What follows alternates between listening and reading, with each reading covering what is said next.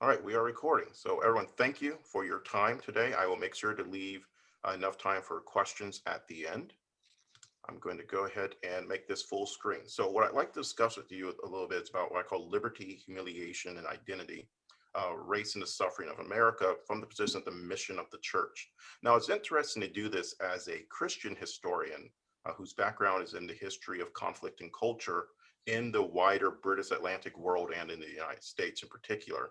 And you have to focus a little bit on how you're going to frame this because there's a lot of things out there. So in my work, I try to use a few scriptures to help me and my analysis, and I'd like to throw this for you here. I tend to start first with Mark 4, the idea of why I think this work is important, not just because I do it, but why I got into it in the first place is this idea about how people receive the gospel in different ways. And Jesus mentioning the sower and says the sower goes out to sow.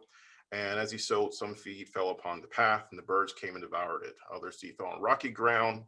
Others is going to have it where the sun scorches it. Then he's got the seed among thorns, and then those that fall on good soil, and then they reproduce. For me, the interpretation that Jesus gives of his parable has always been fascinating, but especially in light of this, where he says, "The sower sows the word." This is down by verse 14. "And these are the ones along the path where the word is sown. When they hear, Satan immediately comes and takes away the word that is sown in them." Okay, got that, Jesus. Okay, then these are the ones that are sown on rocky ground. Those who, when they hear the word, immediately receive it with joy, and they have no root in themselves, but endure for a while. And then, when tribulation or persecution arises on account of the word, immediately they fall away. Okay, got that, understood. Not everyone can stand in the day of tribulation. And then Jesus says one that I think applies especially to us: the other are ones sown among thorns. They are those who hear the word, but the cares of the world and the deceitfulness of riches and desires for other things enter in and choke the word, and it proves unfruitful. And to a large extent, that's what I believe we're dealing with now in the United States, that we have a church and a culture that are riven by the cares of the world. And whether it is racism or other isms that are out there, these are ultimately cares of the word that get in the way and impede the spread of the gospel, and that they interrupt the message of the church and prevent us, when we allow it to get into the church, from doing our job, which is the Great Commission, and get us distracted by other things. Going to Luke 14, I think it's very interesting where Jesus talks about counting the cost. And so it is important for the church to be culturally aware of where they are right now in North America, the United States, Canada, and even to an extent in Mexico, where we are culturally, so that we can understand the cost that we might have to pay in order to spread the gospel and the terrain on which we're engaged, the spiritual battle. Jesus gives this wonderful example. And of course, being by myself a military historian by training, I'm fascinated when Jesus mentions the kings, how they sit down to debate and deliberate whether the one who has 10,000 is able to go out and defeat the one with 20,000. That you're deciding, are you able actually to win the victory? Are you prepared for what you're doing? And in interpreting Jesus' words this way, in the very seriousness of counting the cost, that the church has to count the cost of discipleship to ensure that to engage on these matters, people are ready and understand that even if it's not your particular area of interest, the wider culture is engaged in particular debates, often in unhelpful and unchristian ways. And so we need to see where that's coming from and where the enemy might try to attack and lead us astray from the message of Jesus Christ. Whereas our work is always to point to Jesus, others are frankly pointing to everything but Jesus. Then, of course, in Acts 17, much of the discussion about race comes from a destruction of the Christian anthropology and understanding. The Christians have a particular anthropology about the origin of man, the descent of man, the origin of sin, and the path of salvation. That it is clearly enunciated here by St. Paul in his discussion with the Athenians, and that we have moved away from that into various different theories and ideas. Unfortunately, much of it having its root in late Christendom that then spread to the rest of the world and has confused and divided people. Furthermore, we've allowed this to be in our culture for so long that I believe we are in a process of de-Christianization. That this is one of, if not the main primary method of dividing and de-Christianizing our society. And that this is also something that happens to societies that allow systemic sin and unrighteousness and all sorts of ungodliness to just be prevalent for so long that eventually it becomes normative, where sin and frankly, behavior that is the opposite of virtue. Degeneration, deviancy ends up becoming normalized.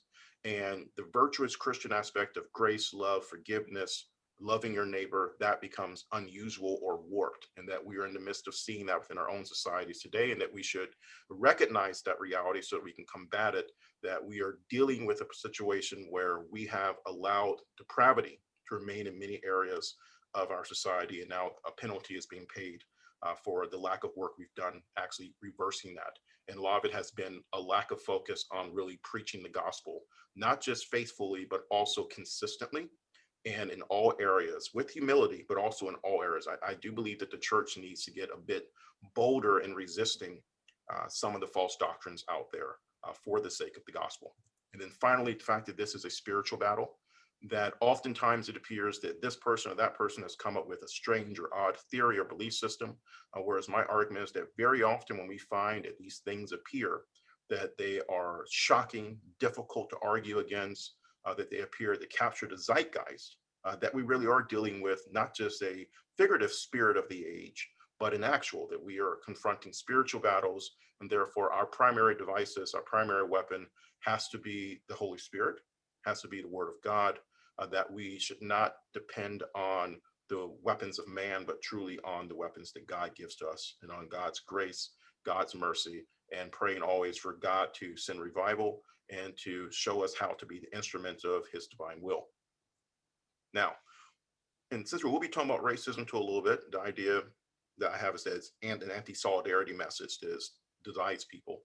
There are different types of racism that I will examine. So when you do later have questions for me, I look at it in a few different ways. There's three main ways. One is the institutional, which has to do with official structures and policies that tended to disadvantage primarily for the context of the United States, African Americans, and then others. The others might be personal, where it's not an institution, but individual bias, racism, etc. And then the third is perceived, where things are going on that appear to be intentionally racist or bad, but in actuality, it's through a confluence of forces and ideas and circumstances that cause an unintentional problem in policy or behavior that then has to be addressed. And by breaking it down this way, you can actually get into a better analysis instead of, where you sometimes get people calling everything racism and being very unclear what they're talking about, which for me as a scholar is not helpful, because I need to know what it is I'm analyzing in order to be able to confront it, in order to be able to kind of categorize it and understand what led to one thing, what's the actual loci or focus of it, instead of being all over the map. And so this is to let you know, when you hear my analysis, I'm always thinking in terms of these three categories to allow me to understand what it is I'm seeing and researching. And then finally, my general argument that racism is a satanic tool for the purpose of de-Christianization. That's it, period. So if you want to come away with anything, it is to locate who our enemy is, where the enemy is working, and what the ultimate purpose is, which is to prevent the gospel from being spread. So let's start with an early history of race. Now for that, we don't get to deal with the Anglicans directly. We don't get to deal with England. We've actually got to go a bit south and go to Iberia. The first time we really hear anything that we might think of as racism has to do with the Spanish. And it's at the end of the long period of holy wars known as the Reconquista. The on-again, off-again wars for basically 800 years, since the 8th century AD, between Christians and Moors in Iberia. And eventually by the 13th century, you've got something approaching a Christian victory. So Christians won't win a complete victory until the fall of Granada, and Granada falls in 1492, same year Columbus sails the ocean blue, as my students often remind me.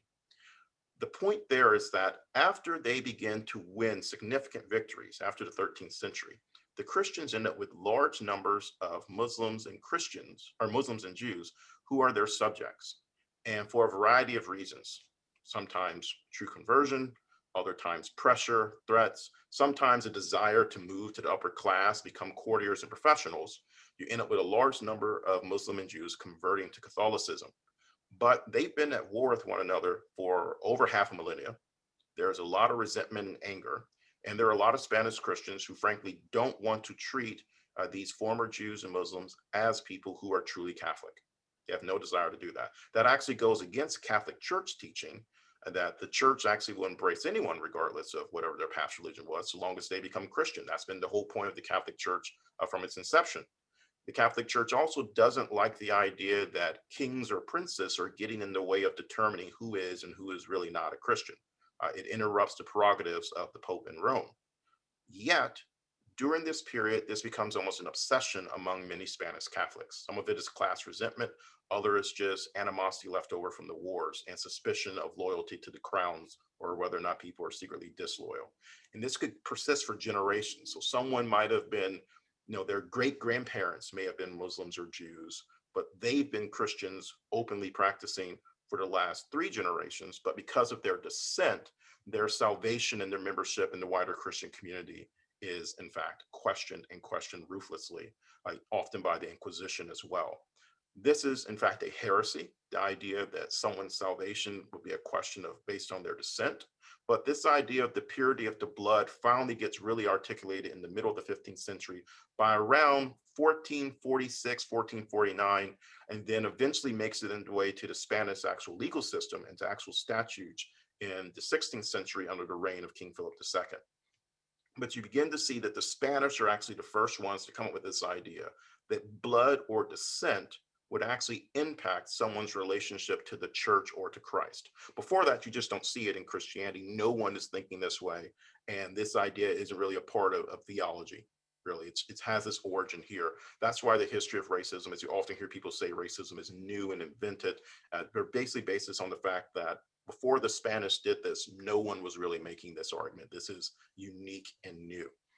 At the same time that is happening, the church is concerned about other things that's going to lead to the age of discovery.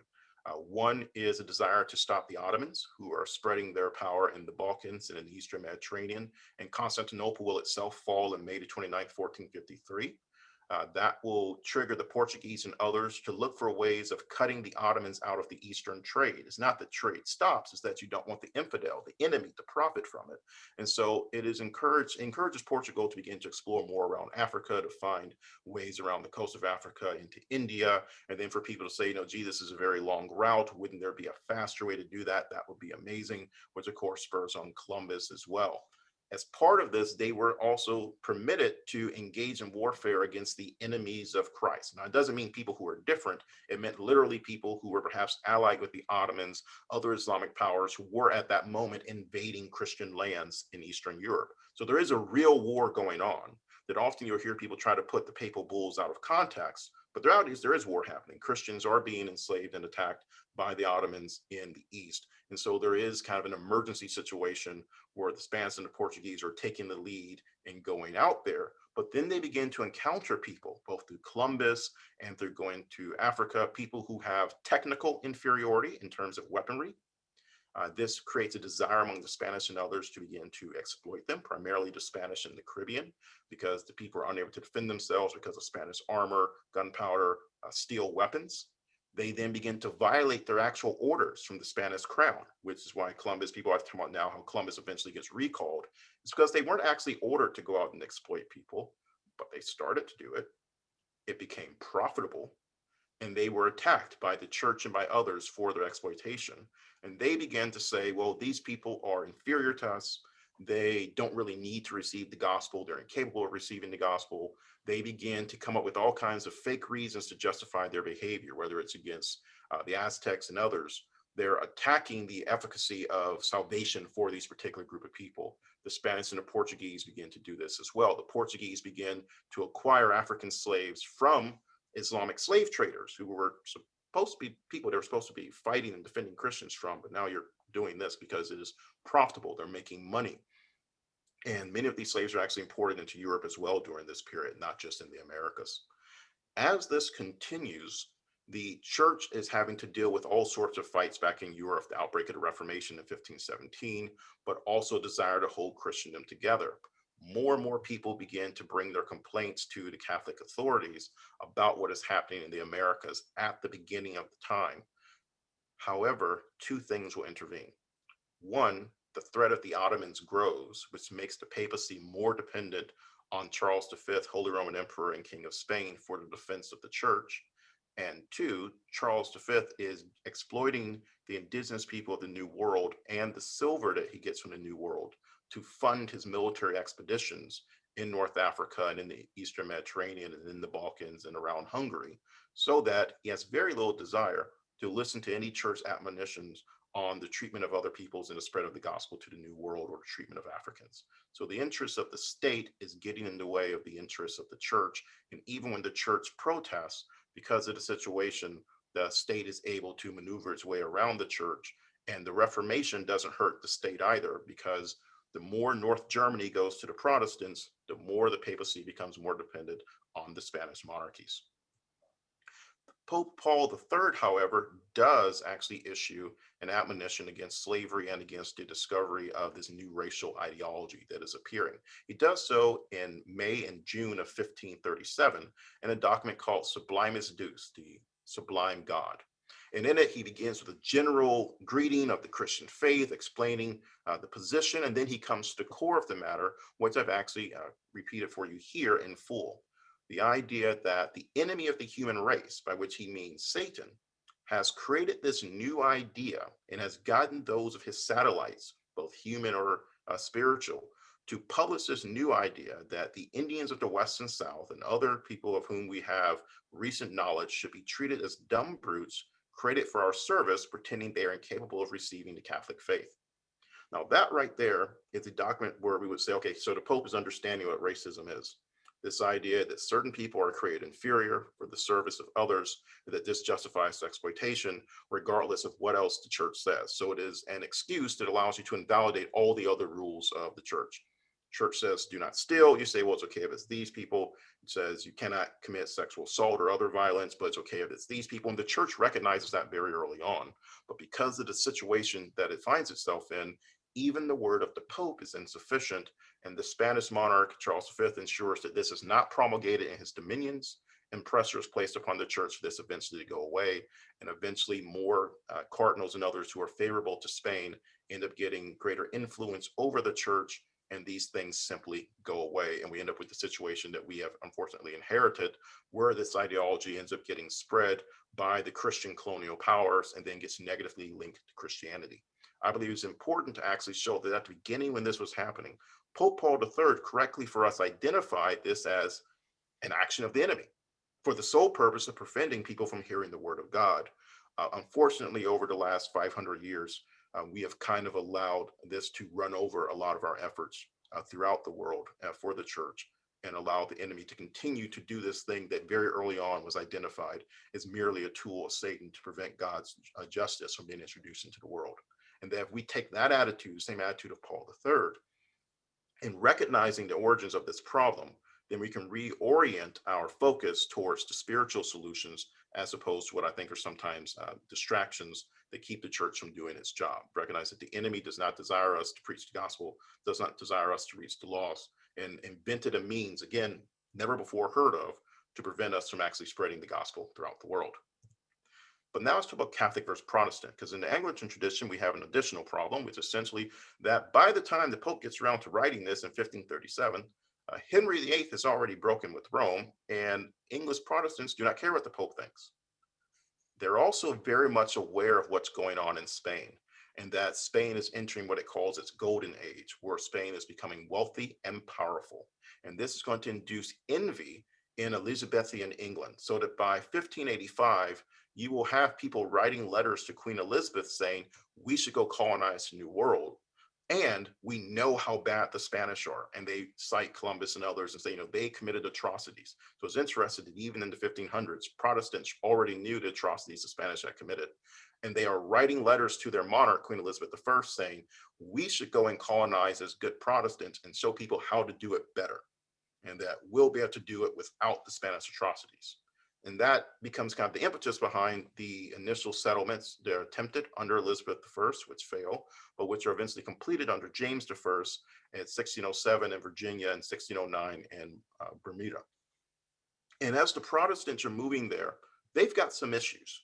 One, you don't have race-based laws in England. You've already got them developing in Spain, but in Protestant England, they don't exist. I mean, as you can imagine, King Henry II during when he was creating the common law in the 12th century, probably wasn't thinking too much about creating laws about that sort of thing. Had other things on his mind, barons, revolts, and etc. So the system doesn't exist, but it doesn't mean people are unaware of what the Spanish have been doing at this point now for a century, because the English are a century behind the Spanish. And you end up with these parallel conflicts that develop.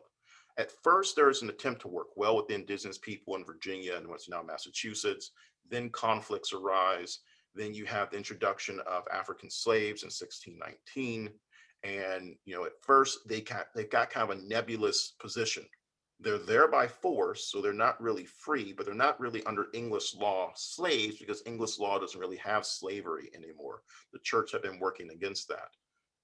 And then you find again avarice, desire for wealth. People start to find it convenient to overlook rights and immunities for other people. It becomes convenient to pick fights with indigenous people and to win them and to acquire land. It becomes convenient to abduct people from Britain and bring them over as indentured servants, sometimes by force. Not every indentured servant actually came voluntarily. And then it becomes convenient to begin to acquire slaves from Africa, from the Dutch or from the Spanish or from the Portuguese, such as you are able. And people begin to adopt Spanish level justifications for this. It takes time within our tradition because, again, it didn't exist under English law. But over the 17th century, two parallel ideas were developed. One, that certain people have rights, English rights, and are able to acquire them. The other, that Christianity no longer means that someone is free. That being free means that they are white, not that they are Christian. Because one of the things that happened is you had people who were becoming Christian, and England still adhered to the idea that Christian equaled free. That for 1,000 years after the fall of Rome, the church had been working to eliminate slavery. And one of the ways the church had done this, by the end of the medieval period, slavery had pretty much disappeared from Western Europe, was to equate Christianity with freedom, so that no Christian could enslave another Christian. It was one of the great achievements of the Roman Catholic Church. Well, you've got Africans starting to come over, you're meeting the indigenous people, many of them are converting to Christianity, but people still wanted to exploit them. And so they started to prohibit people from actually trying to convert their slaves. So there's kind of this myth that they use Christianity to control slaves. Not really. In the first 100 years, no one was really trying to convert their slaves in English America, because they had the idea that Christianity meant free. And so they're actually doing the opposite. They are preventing the spread of the gospel to the enslaved. And this is actually very key, that people who claimed they were Christian were deliberately trying to keep people from becoming Christians so they could continue to exploit them. And that this is growing over 100 years in the 1600s.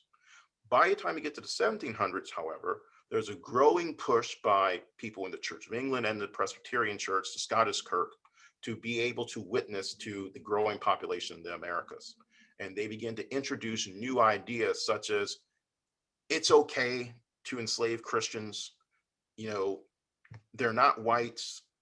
You can keep them as slaves because they're Africans, and let us spread the gospel, and their adherence to Christianity will not equal freedom. So that by the time you get to, say, the 1720s or so, the idea has begun to take root that Christian doesn't equal free, white equals free. And that black equals not free or not having rights, so that even if someone was black or Native American and were Christian, they would still not be part of the community. And so these are the issues that we have to deal with, in understanding that this root is taking place in a very, what I would call, anti-Christian atmosphere, in the sense that the goal here is to impede, change, or introduce new heresies into the church and prevent the proper mission from developing. So you end up with these foreign and domestic concerns that develop in the English colonial world that the church is sometimes on the periphery of, sometimes in the middle of. One is the debate over what I call OPL, other people's land. So the idea that the indigenous are racially inferior, therefore they're uncivilized, underutilizing their land, and therefore we can attack them without having to meet the standards of Christian just war theory. Which people understood Christian just war. They were aware of it at that time period. The Protestants used it a lot to justify their conflicts with what they felt was Catholic oppression, but that goes out the window in the conflict with the indigenous people because of the ability to gain more land from people who are technically, again, militarily technically inferior. And then the same with the Africans, which is different, the idea of other people's labor, that the idea that you can only acquire slaves through wars of defense, where you can be permissible if someone attacked you, that you could disarm them and make them hewers of wood, drawers of water, as a form of defensive war against someone who had aggressed you. No, that gets thrown away. It's the idea that slavery is beneficial for these people. They are uncivilized, and now we will enslave them and introduce them to the gospel, so it's okay. And then their slavery is basically the status that God has created for them. Again, not created overnight, created over a century of these arguments and debates taking place primarily in Virginia, but also in New England as well, that eventually spreads to all of the British Atlantic colonies, what we call the mainland colonies of North America, and especially to the British Caribbean, where slavery is the most profitable, and which they had adopted the techniques of the Spanish by that point. So then slavery has now changed identity within the English-speaking world. You would have had the idea before where if you were English, let's just go with English, because I like them. England, you're English, you're a monarchist, you speak English, you're Protestant, that's who you are, right? So you're an English Protestant person who's loyal to the crown, that's your identity. What race then does is this: take the same things. You could be, say, English Americans or in British America. Same thing, same thing, same thing. Everything else is the same, but now skin color means you're not the same people. This is unique in human history when you think about it.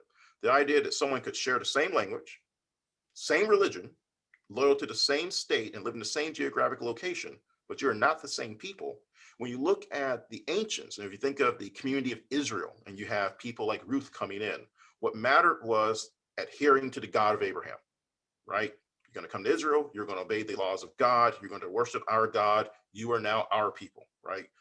Your people should be my people. That's the adherence. Loyalty flows through your religion, and religion is tied to the state. The idea of the separation of the state and religion, of course, as is very modern.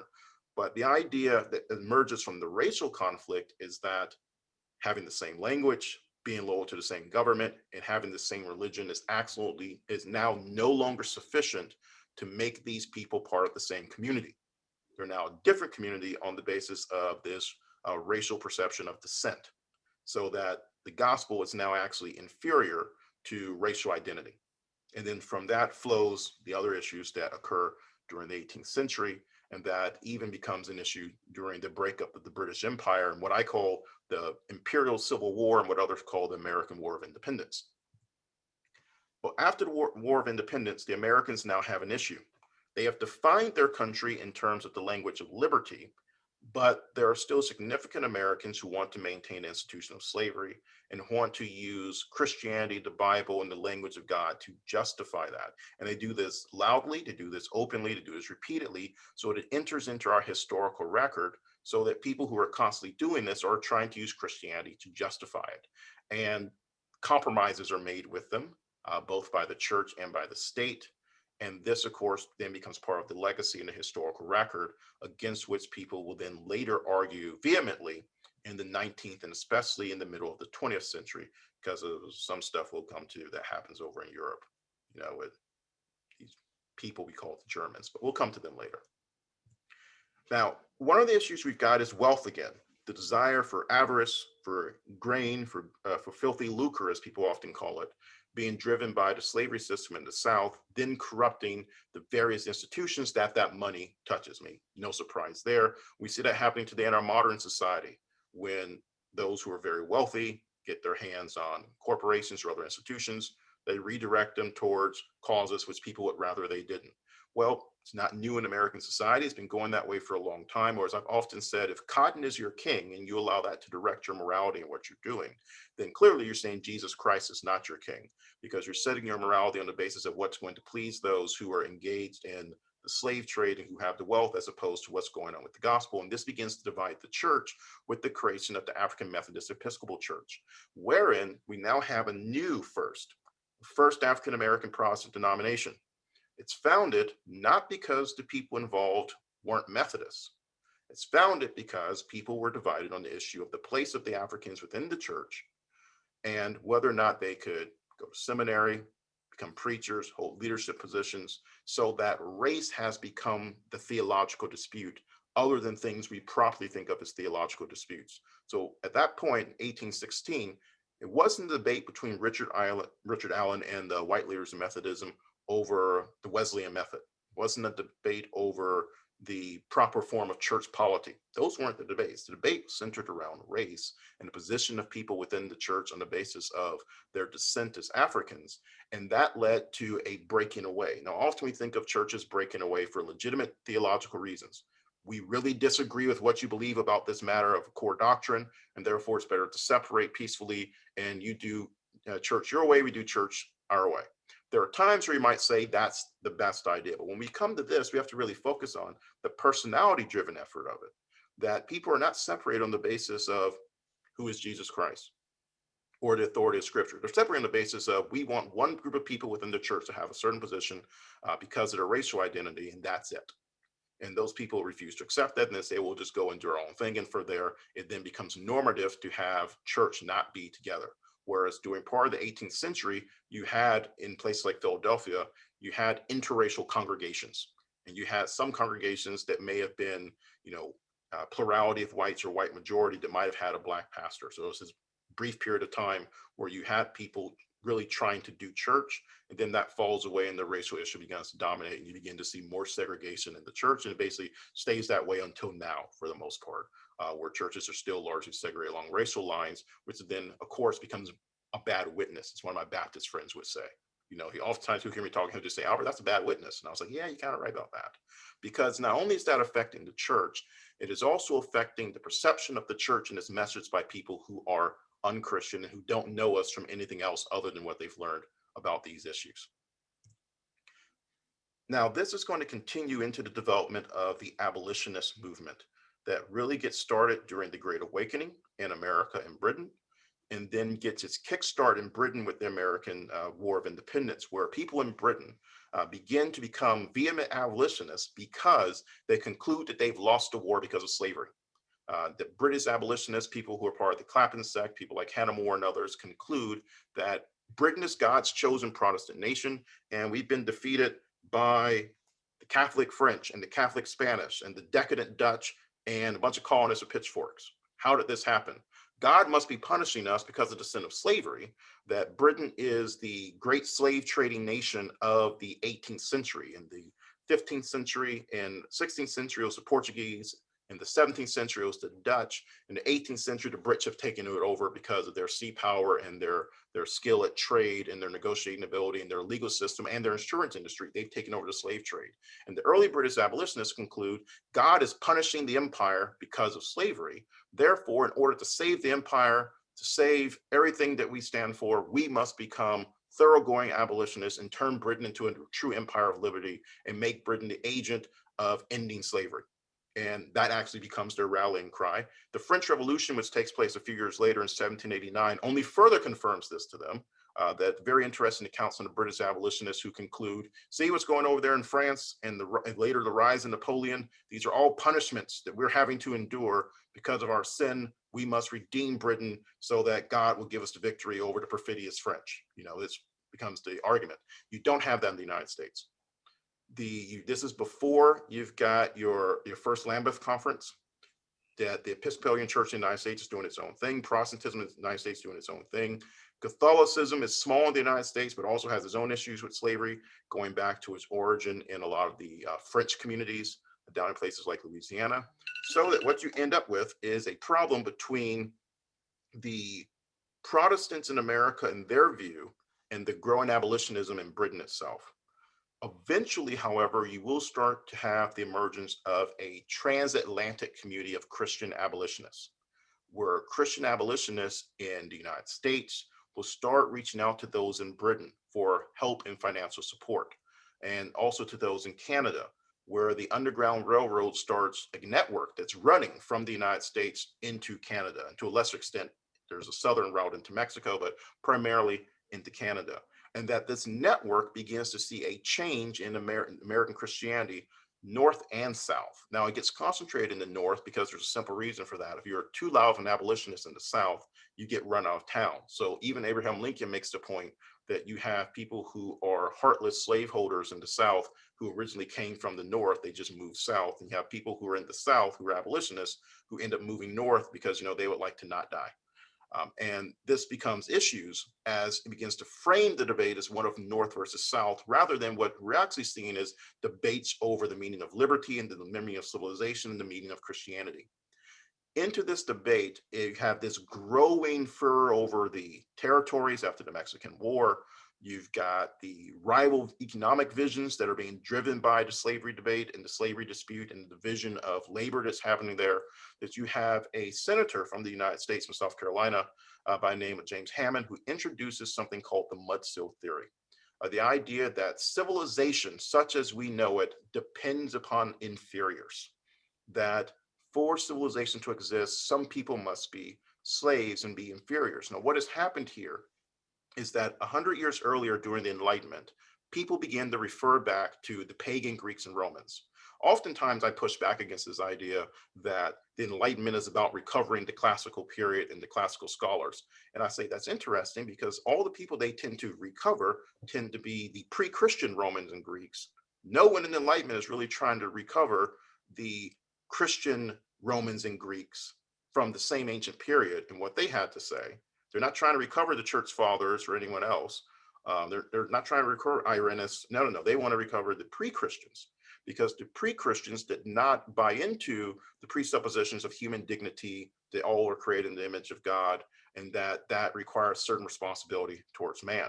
And as the ideas from people recapturing that during the Enlightenment move forward, the Enlightenment actually leads to the doubling down on racial theory and a new form of kind of a subtle de-Christianization, where people are becoming less Christian in their view of humanity while still affecting forms of Christianity in their outward speech and in their apparent customs and culture. But really, their belief system is no longer formed by Christianity. And Hammond's Mutzil theory is basically the encapsulation of this in 1858, where he says, no, civilization requires that we have people who are inferior in order for us to have a certain standard of living. You could think of how this sounds very much like Plato and others.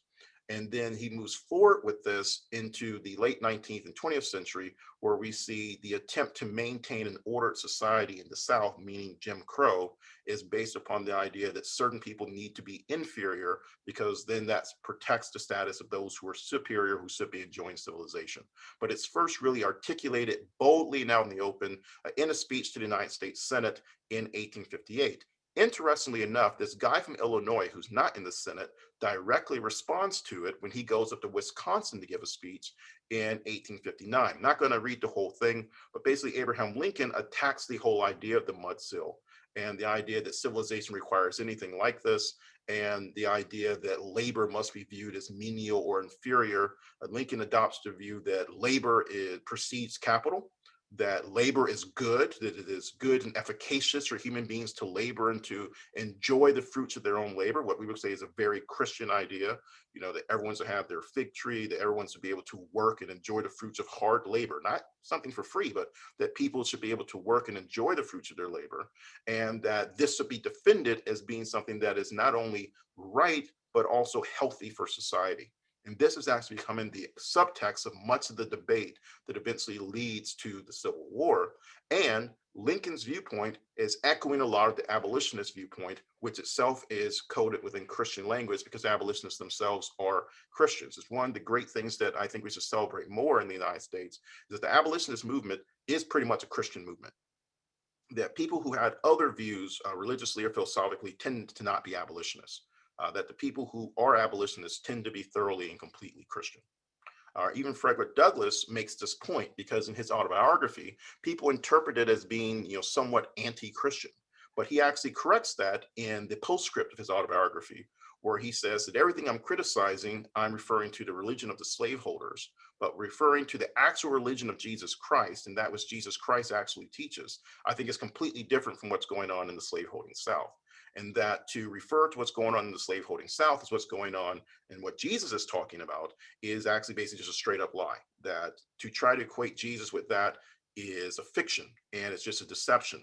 And I think that Frederick Douglass does a very good way of encapsulating it. This is just the kind of the most important segment, but I would encourage you to actually read his biography and then read the postscript, where it's basically a defense of Christianity, where Douglass is saying Christianity is the true religion that I recognize as being the peaceable religion of Christ. And then the stuff I'm criticizing He's not saying, this is, Christian or whatever. He's saying this stuff is not Christian, and we should not even call it Christian. I think it's a very bold thing because very often we get into these debates over semantics rather than just saying, we have a religion, we have a faith that is received from Jesus Christ and his apostles. And if something does not line up with that, then it is not Christian because our faith is defined by our Savior, not by the actions of man.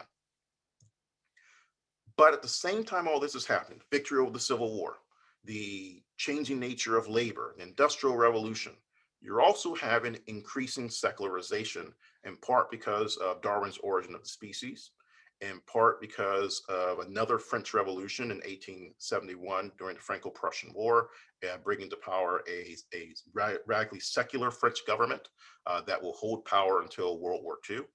That you're having this growing kind of divide within Victorian England between an elite that is becoming more decadent and less Christian, and a middle class that's creating the idea of Victorian virtues and values that is trying to adhere to a stronger Christianity. And so there's these divides going on within society. You're having the rise of the higher criticism in Germany, that begins to attack the scriptures and, interestingly enough, begin to attack not only the authenticity and the historicity of various scriptures, but also some of the underlying philosophy behind the scriptures. And it's interesting to me that this begins to happen right at the moment that Europeans begin to engage in colonial behavior in Africa and other places, that is almost kind of reversing the moral twins of the earlier 19th century, that's moved towards abolitionism and better engagement with the world. That I think there is me here, that there is a link between the attacks on the scripture that are occurring intellectually at that time period and the behavior begin to see happen later in the late 19th and early 20th century. Then there's also the alternative memory of the American South, which is key for our story. In the American South, you begin to have people lie about what the Civil War was about, to try to come up with new ideas of what was going on, to try to justify their behavior post-slavery, and to try to hold on to this and have alternative memories. For the large part, Northerners tend to ignore the South after 1877. Doesn't mean you have the immediate creation of Jim Crow that actually takes place over the 1880s and 1890s, where you still had some coalitions in whites and blacks who were at that point what we would now probably call the liberals, but really these were the Reconstruction parties that still held on in some places and in some states for a few decades after the official end date of 1877. But by and large, those movements are defeated and then later disenfranchised by the 1890s. And the Southerners begin to create this image of themselves as the most Christian and the most faithful people, standing athwart history, yelling stop against the idea of modernity and modernism. That language which they use to define themselves isn't necessarily accurate, but it becomes powerful propaganda that begins to shape the way that people view the faith in succeeding decades. So it's important to keep in mind that these things are happening, they're contemporary, they're happening simultaneously on both sides of the Atlantic, and they're going to impact how the church and its value is perceived as we get into the 20th century. Now, we also have the issue of false peacemaking. And what I mean is its impact on us, on Anglicans, is that you had several bishops and others who had supported the Confederacy, who had engaged in trying to defend slavery as God's will, and that after the Civil War, there was a decision about what to do with them. Some of them had broken away and created, the Episcopal Church in the Confederate States of America in rebellion against the Episcopal Church in the USA. And by December of 1865, sadly, a decision was made to just welcome back all of the rebel bishops without actually defrocking, removing, or forcing repentance on them. They then later will hold up the Northern Episcopal Church bishops from being able to take greater stands against racial injustice and heresy until the 1940s.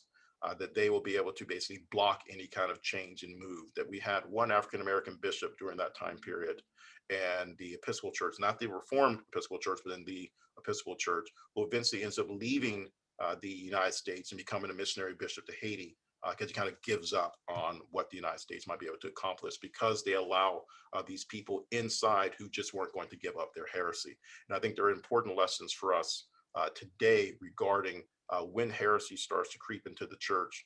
You got to basically deal with it immediately and don't allow it to situate itself within what the mission of the church, or will eventually begin to impede the church and prevent the church from doing its duty. For us, This looks like the rise of eugenics in the Northern Church, while the lost cause is rising in the Southern Church. In the Dunning School, the view that Reconstruction was a mistake, that no one should ever have tried to engage in political reconciliation or racial uplift. And this becomes a myth that's perpetrated in the South, whereas eugenics becomes very popular in the North. And you have Protestant churches beginning to support eugenics in the North in larger and larger numbers, so that the Protestant church very early on in the 20th century has these viewpoints that later are going to get in the way for people who want the Protestant church of the mainline tradition to be more pro-life.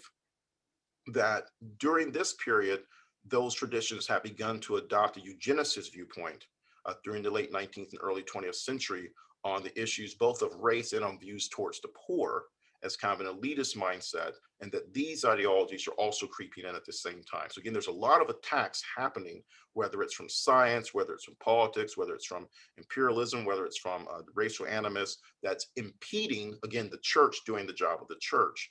These things will eventually get worked out for the most part, but not so much from inside the church, but from other issues, such as people begin to resist social Darwinism because they see how this could be used against them.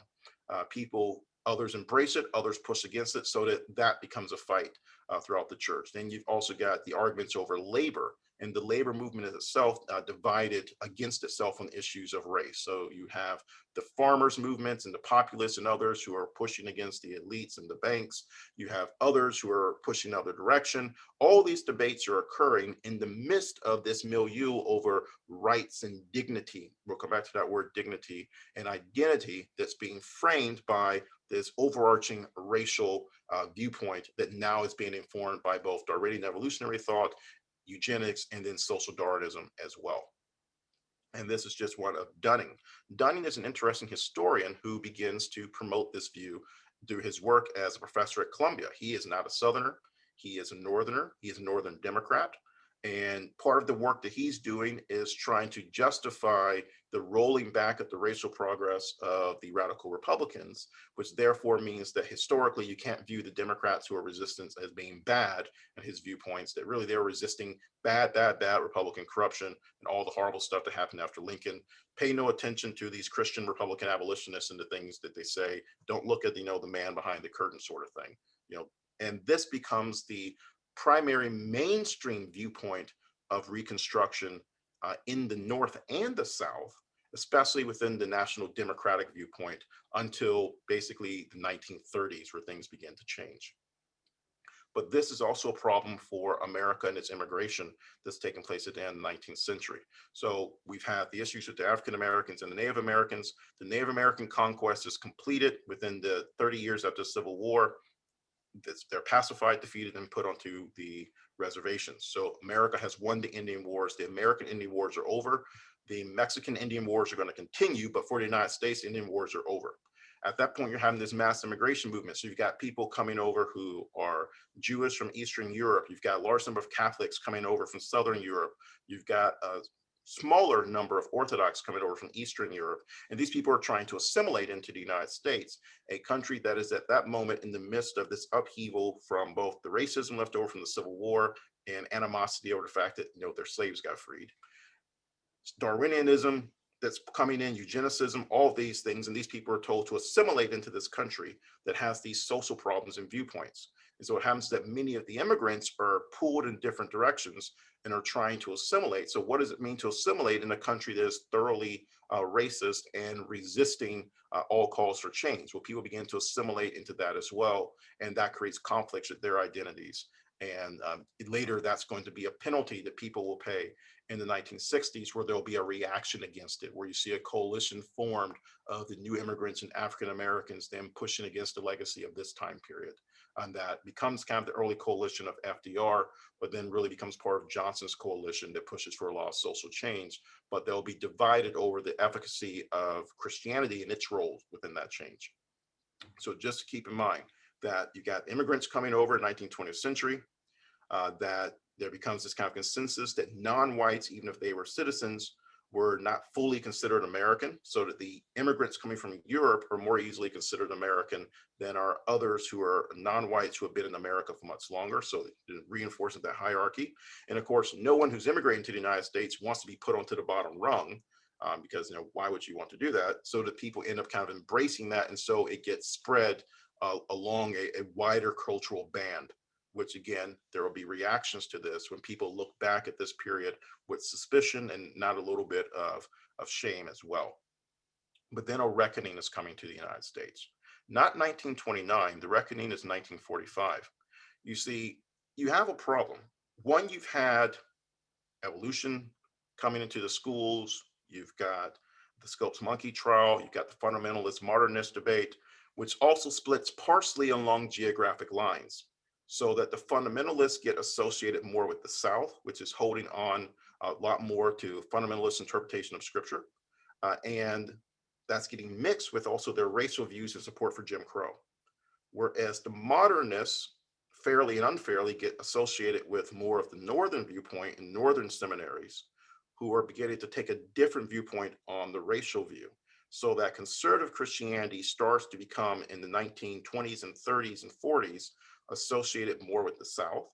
And if you're associated with the South, that means you got to take on all the other South's baggage too in public perception. And then the others starts to be associated more with the North, Northeast especially, and their view of being more modernist.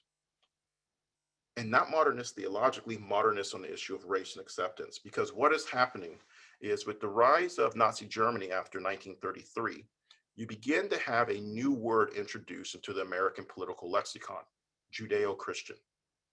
You hadn't really heard that term before that period. No one would have used that term. It's still, many Jewish scholars to this day don't particularly like the term, but it gets introduced primarily by liberal American Protestants who are trying to articulate how America is different from Germany, and America's acceptance of Jews as citizens as being the way forward, more moral, that America is morally superior to Germany, as a point of condemning Germany for its illiberalism.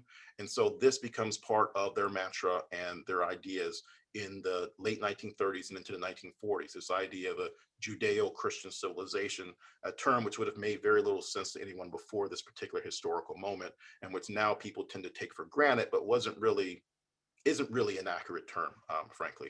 But it's responding to a particular political crisis, which is the rise of the Third Reich and Christians who were wanting to stand up for Jews in Europe who they saw being persecuted. One problem that they had was that when Nazi Germany decided that it wanted to segregate the Jews, Hitler actually had people study the American South so that they could come up with the best laws for segregation, because they said the Americans are actually the best segregationists. And so now you've got that problem, which then leads into World War II and the Holocaust, where America officially politically becomes anti, at least internationally, fighting against the Third Reich and what it stands for, which means that now the United States is trying to set itself up as a power that is against racism and white supremacy. Okay, you can do that, America. You can do that. You can win the war. You've got a great industrial plant. You've got a great military. You've got fantastic scientists. And you can set yourself up this way, but rocks and glass houses. This will then leave America especially vulnerable to Soviet propaganda immediately after the war. That the Soviets will engage in massive propaganda against the United States, because the United States is giving it all sorts of propaganda to work with. As in, when it came to the racial issues and the comparisons of the United States to Nazi Germany, the United States was basically writing Soviet propaganda for it. So when you have the attacks against Black churches in the South, Soviets highlight that. Well, that happened. You have the murder of Emmett Till. That becomes an international story. This is because the United States is, on the one hand, trying to promote itself as the vanguard of morality. On the other hand, the United States, a third of its states are practicing what the world now associates with Nazi-style segregation. So America is trying to have it both ways, and eventually something's going to have to break. And so the Cold War plays an important context in understanding how the African American civil rights movement really begins to get a lot of traction, is that these are primarily, it's a Christian movement that is pushing for rights and liberties that they should have already as American citizens. in the context of when the eyes of the world are on the United States. And many Americans, especially Jewish Americans in the North, especially, are shocked by the aftermath of the Holocaust and the destruction of Nazi Germany. And the people who appear to be the most resistance to change are Christians in the South who are loudly and publicly calling themselves Christians while appearing to be the people who are resisting change the most. While at the same time, the Northern Christians are involved in the civil rights movement, although half of white Americans involved in the civil rights movement were actually Jewish Americans. The Northern church at the same time is also becoming more liberal. So that on this issue, you're going to see more of the liberal church being on the right side of the issue of race, and more of the people who claim to be conservative fundamentalists on the opposite end. That you've now got this wider world audience that is observing the United States and reaching conclusions. You have Americans themselves who are secularizing. You've got the affluent of the 1950s. You've got the coming eventually of the sexual revolution in Vietnam. So all these changes are happening together so that the people who are holding themselves up as the standard bearers of mainstream American Christianity generally are getting associated with the bad guys who are kind of goose-stepping in the 1940s. And then there's the question of what does it mean then to have an America that is post the civil rights movement, where we've determined that the things that went on then were bad, were harmful, were evil, were wicked, and that we want dignity for all people, and we want people to have rights and privileges and immunities of all citizens. We want people to come together. What means that now it's being interpreted, all those conversations are taking place socially, intellectually, academically, and politically in the context of the racial history. So whether it is rights on the basis of sex, men versus women, on the basis of gender, on the basis of immigrant versus native born citizens, on the basis of economics, all of those are taking place with the vocabulary and in the context of the racial struggle. And when you have the viewpoint that Christians were for a long time, or people who were openly trying to make themselves the vanguard of Christianity, the ones holding back on the racial issue, and then you have people who are Christian being identified as Christian, pushing back on other issues, which are not the same as the racial issue, but in the minds of the public, it's hard to distinguish them, because if discrimination is in and of itself bad, right, without any kind of categorization, then using that language becomes very useful for people who want to push for things which people would say do not equate to the racial struggle. But because of the way our history developed and our cultural lexicon developed regarding these issues, you're now dealing with the language of dignity and the struggles of the church today and the church's mission today and the church's restrictions on behavior and the discipline of the church being interpreted in light of the history that I've just gone through. Because of how that language was used and twisted, this is the way people understand it. So that this ends up becoming a reason for skepticism or fear or resentment against those who hold traditional Christian beliefs, because you're dealing with, one, America is very less church than it was before. So people having their own independent understanding or family tradition of Christianity is much more limited than it used to be. This country is much more secular. So as people are coming to understand Christianity and they're hearing the Christian message, they're judging it against its wider cultural understanding that is on the basis of this history. So when people were talking about issues of marriage in the past, people went back to what wasn't that the same, one of those same arguments made between interracial marriage that led to Loving versus Virginia? Well, this might be the same thing. Love is love, because of this history that had warped what Christian marriage meant. That there was a period before you had laws against interracial marriage, where in the 1600s, you had interracial marriages in Virginia. Then they passed a law saying you couldn't do that anymore, and they kicked people out of the colony and dominion of Virginia who were married across the color line. So that the Christian understanding of what marriage was hadn't actually been the way America had defined marriage. It had been on the basis of this racial understanding that if two people, or you have a man and a woman, one was black, one was white, they could be believers in the same church, they were not allowed to get married. So trying to claim after the fact that religion and the religious viewpoint was the standard by which people had judged marriage was actually false. That was actually not the standard by which people had judged marriage in the past.